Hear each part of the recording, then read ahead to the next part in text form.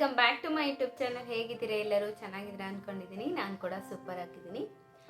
ನಮ್ಮ ಭಾರತದ ಹೆಣ್ಣು ಮಗಳಾದ ಸುನಿತಾ ವಿಲಿಯಮ್ಸ್ ಅವರು ಬಾಹ್ಯಾಕಾಶಕ್ಕೆ ಹೋಗಿ ರಿಟರ್ನ್ ಬಂದಿದ್ದಾರೆ. ಇದು ನಾವು ಎಲ್ಲರೂ ಹೆಮ್ಮೆ ಪಡುವಂಥ ವಿಷಯ. ಅದರಲ್ಲೂ ಒಂದು ಹೆಣ್ಮಗಳು 1 ವಾರಕ್ಕೆ ಅಂತ ಹೋಗ್ಬಿಟ್ಟು 9 ತಿಂಗಳು ಅಲ್ಲೇ ಇದ್ದು ತಮ್ಮ ಜೀವನವನ್ನ ಅಲ್ಲಿ ನಡೆಸ್ಬಿಟ್ಟು ಇವಾಗ ನಮ್ಮ ಭೂಮಿಗೆ ಬಂದು ಇಳಿದಿದ್ದಾರೆ. ನಿಜವಾಗ್ಲೂ ಕೆಲವರು ಹೇಳ್ತಿರಲ್ವಾ, ಹೆಣ್ಮಗು ಅಂತ ಹೇಳ್ಬಿಟ್ಟು, ನೋಡಿ ಅದೇ ಹೆಣ್ಮಗು ಇವತ್ತು ಒಂದು ಸಾಹಸಕಾರಿ ಒಂದು ವಿಷಯದ ಮೂಲಕ ಎಲ್ಲರ ಮನ ಮಾತಾಡಿದ್ದಾರೆ. ಅದ್ರ ಬಗ್ಗೆ ಸ್ವಲ್ಪ ನಾನು ಮಾತಾಡೋಣ ಅಂತ ಹೇಳ್ಬಿಟ್ಟು ಇವತ್ತು ವಿಡಿಯೋನ ಸ್ಟಾರ್ಟ್ ಮಾಡಿದ್ದೀನಿ. ಇಷ್ಟ ಆದರೆ ಲೈಕ್, ಶೇರ್ ಆ್ಯಂಡ್ ಕಮೆಂಟ್ ಮಾಡೋದನ್ನ ಮರಿಬೇಡಿ. ನನ್ನ ಚಾನಲ್ಗೆ ಯಾರಾದರೂ ಹೊಸಬ್ರಾಗಿದ್ರೆ ಪ್ಲೀಸ್ ನನ್ನ ಚಾನಲ್ನ ಸಬ್ಸ್ಕ್ರೈಬ್ ಮಾಡಿಕೊಂಡು ಸಪೋರ್ಟ್ ಮಾಡಿ. ಸುನಿತಾ ವಿಲಿಯಮ್ಸ್, ಬ್ಯಾರಿ ವಿಲ್ಮೋರ್ ಮತ್ತೆ ಅವ್ರ ಜೊತೆ ಇಬ್ರು ಸಹ ಸ್ನೇಹಿತರು ಕೂಡ ಬಾಹ್ಯಾಕಾಶಕ್ಕೆ ಹೋಗಿದ್ರು. ಅವ್ರು ಹೋಗಿರೋದು ಜೂನ್ 9ನೇ ತಾರೀಕು 2023 ಹೋಗಿರೋದು.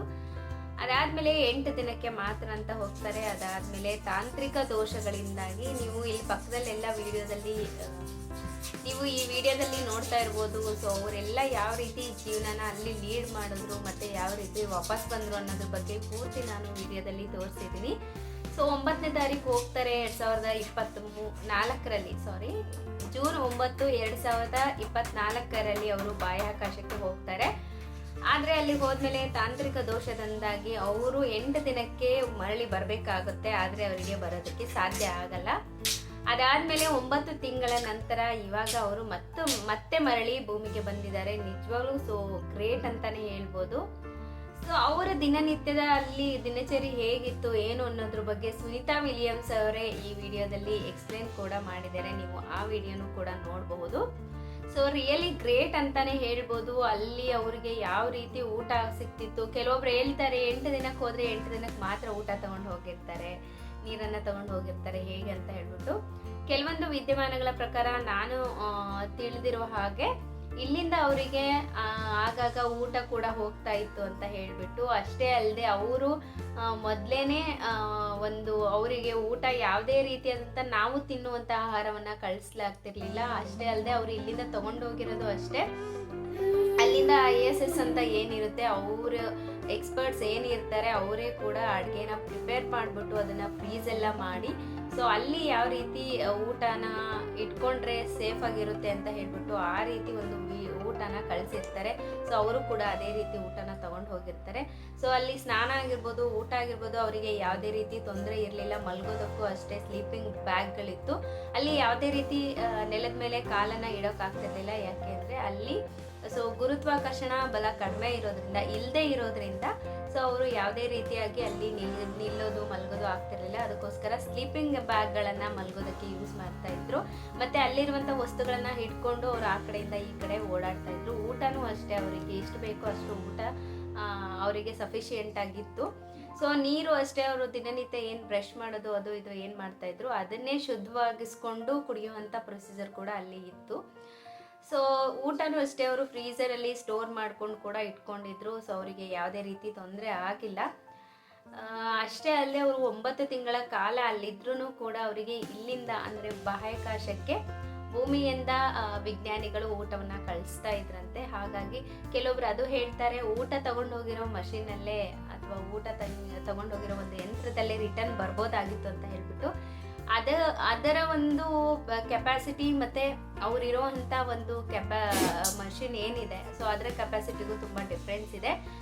ಬಾಹ್ಯಾಕಾಶಕ್ಕೆ ಏನು ಹೋಗಿತ್ತಲ್ವಾ, ಆ ಒಂದು ಯಂತ್ರ ಬಂದ್ಬಿಟ್ಟು ಒಂದು ಫುಟ್ಬಾಲ್ ಏನು ಗ್ರೌಂಡ್ ಇರುತ್ತೆ ಅಷ್ಟು ಒಂದು ಅಗಲವಾಗಿ ಇರುತ್ತೆ. ಹಾಗಾಗಿ ಅವರಿಗೆ ಓಡಾಡೋದಕ್ಕೂ ಕೂಡ ಅಷ್ಟೊಂದು ಕಷ್ಟ ಆಗಲಿಲ್ಲ. ಅಷ್ಟೇ ಅಲ್ಲದೆ ಅವರಿಗೆ ಅಲ್ಲಿ ಇರೋದಕ್ಕೂ ಅಷ್ಟೊಂದು ಕಷ್ಟ ಅನಿಸ್ಲಿಲ್ಲ. ಯಾಕೆಂದ್ರೆ ಅಷ್ಟೊಂದು ಸ್ಟ್ರಾಂಗ್ ಆಗಿದ್ರು. ಅವ್ರಿಗೆ ಏನೋ ಒಂಥರ ಹೆಮ್ಮೆ, ಇಷ್ಟೊಂದು ದಿನ ನಾವು ಇಲ್ಲಿದ್ದೀವಿ ಅಂತ ಹೇಳ್ಬಿಟ್ಟು.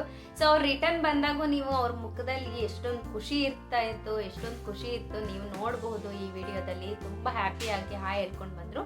ಅದಾದ್ಮೇಲೆ ಭೂಮಿಗೆ ಬಂದ್ಮೇಲೆ ಹೆಚ್ಚು ಕಡಿಮೆ 1 ತಿಂಗಳು ಅವರು ನರಕನೇ ಅನುಭವಿಸ್ಬೇಕು. ಅದು ಯಾಕೆ ಅಂದ್ರೆ ಅಲ್ಲಿ ಬಾಹ್ಯಾಕಾಶದಲ್ಲಿ ಯಾವುದೇ ರೀತಿ ಗುರುತ್ವಾಕರ್ಷಣ ಬಲ ಇರದೇ ಇರೋದ್ರಿಂದ ಅವರು ಕಾಲನ್ನ ಯಾವುದೇ ಕಾರಣಕ್ಕೂ ನೆಲದ ಮೇಲೆ ಇಡಕ್ ಆಗ್ತಾ ಇರ್ಲಿಲ್ಲ. ಹಾಗಾಗಿ ಪುಟ್ಟ ಮಗು ಹುಟ್ಟಿದಾಗ ಯಾವ ರೀತಿ ಅವ್ರ ಪಾದ ಸ್ಮೂತ್ ಆಗಿರುತ್ತೋ ನೆಲದ ಮೇಲೆ ಇಡಕ್ಕಾಗಲ್ವೋ ಆ ರೀತಿಯಾಗಿ ಸುನಿತಾ ವಿಲಿಯಮ್ಸ್ ಮತ್ತೆ ಅವ್ರ ಜೊತೆ ಇದ್ದವ್ರದ್ದು ಪರಿಸ್ಥಿತಿ ಆಗಿರುತ್ತೆ. ಸೊ ಅಷ್ಟೇ ಅಲ್ಲದೆ ಅವ್ರ ದೇಹದಲ್ಲೂ ಕೂಡ ಸುಮಾರಷ್ಟು ವ್ಯತ್ಯಾಸಗಳನ್ನ ನಾವು ಭೂಮಿಗೆ ಬಂದ ಮೇಲೆ ನೋಡ್ಬೋದು.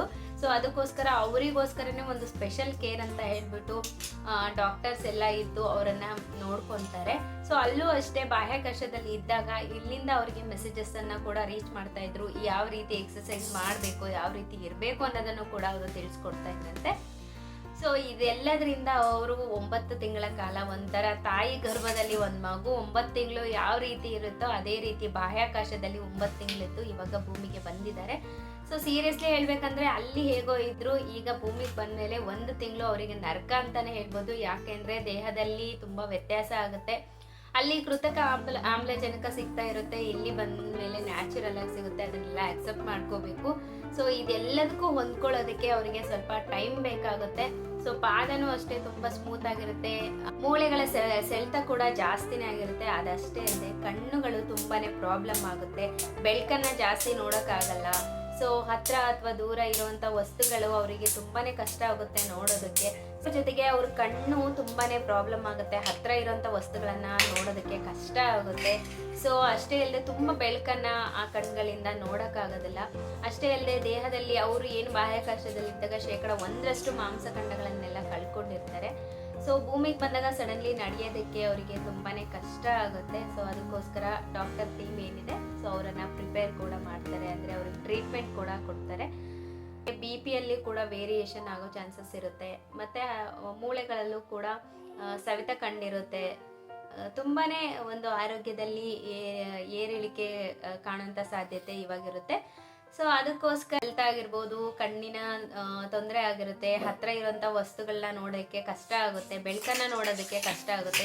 1% ಮಾಂಸಖಂಡನ ಅವರು ಬಾಹ್ಯಾಕಾಶದಲ್ಲಿದ್ದಾಗ ಕಳ್ಕೊಂಡಿರ್ತಾರೆ, ನಡೆಯೋದಕ್ಕೆ ಕಷ್ಟ ಆಗಿರುತ್ತೆ. ಇದೆಲ್ಲದಕ್ಕೂ ಕೂಡ ಡಾಕ್ಟರ್ ಟ್ರೀಟ್ಮೆಂಟ್ ಕೂಡ ಕೊಡ್ತಾರೆ. ಏನೇ ಆಗಲಿ ಇವರ ಒಂದು ಸಾಧನೆ ಎಲ್ಲ ಜಗತ್ತೇ ಮೆಚ್ಚುವಂಥದ್ದು, ರಿಯಲಿ ಗ್ರೇಟ್ ಅಂತಾನೆ ಹೇಳ್ಬೋದು. ಅದರಲ್ಲೂ ಒಂದು ಹೆಣ್ಮಗಳಾಗಿ ಹೋಗಿ ಅಲ್ಲಿ ಸಾಧನೆ ಮಾಡ್ತಾರೆ ಅಂದ್ರೆ ಅದಕ್ಕಿಂತ ದೊಡ್ಡ ವಿಷಯ ಯಾವುದೂ ಇಲ್ಲ ಅನ್ಕೊಂತೀನಿ. ಸೊ ನನ್ನ ಕಡೆಯಿಂದನೂ ಕೂಡ ಸುನೀತಾ ವಿಲಿಯಮ್ಸ್ ಅಂಡ್ ಅವರ ಟೀಮ್ಗೆ ಸೊ ಬಿಗ್ ಸಲ್ಯೂಟ್ ಅಂತಾನೆ ಹೇಳ್ತೀನಿ. ಸೊ ಈ ವಿಡಿಯೋದಲ್ಲಿ ಪೂರ್ತಿಯಾಗಿ ನೋಡ್ಬೋದು, ಅವರೆಲ್ಲರೂ ಕೂಡ ಆ ಒಂದು ಏನು ಕ್ಯಾಪ್ಸೂಲ್ ಇಂದ ಆಚೆ ಬಂದಾಗ ಎಷ್ಟು ಖುಷಿಯಾಗಿ ಬರ್ತಾರೆ.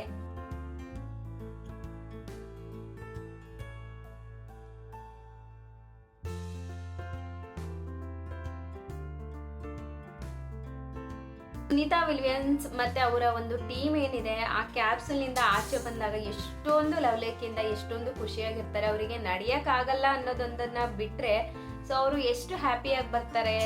ಸೊ ಎಲ್ಲರಿಗೂ ಹಾಯ್ ಮಾಡಿಕೊಂಡು, ಸೊ ಎಲ್ಲರಿಗೂ ಒಂಥರ ಮಂದಹಾಸದಿಂದ ನಕ್ಕೊಂಡು ಬರ್ತಾರೆ. ರಿಯಲಿ ಗ್ರೇಟ್ ಅಂತಾನೆ ಹೇಳ್ಬೋದು. ಸೊ ಅವ್ರು ಎಲ್ಲರಿಗೂ ಕೂಡ ನಮ್ಮ ಕಡೆಯಿಂದ ಧನ್ಯವಾದನ ತಿಳಿಸ್ತಾ ಈ ವಿಡಿಯೋನ ಇಲ್ಲಿಗೆ ಎಂಡ್ ಮಾಡ್ತಾ ಇದ್ದೀನಿ. ಈ ಒಂದು ಮಾಹಿತಿ ನಿಮಗೆ ಇಷ್ಟ ಆಯ್ತು ಅಂತ ಭಾವಿಸ್ತೀನಿ. ಸೊ ಇಷ್ಟ ಆದರೆ ಲೈಕ್ ಮಾಡಿ, ನನ್ನ ಚಾನಲ್ನ ಸಪೋರ್ಟ್ ಮಾಡಿ. ನಾಳೆ ಮತ್ತೆ ಹೊಸ ವಿಡಿಯೋದಲ್ಲಿ ಸಿಗ್ತೀನಿ. ಅಲ್ಲಿವರೆಗೂ ನಮಸ್ಕಾರ.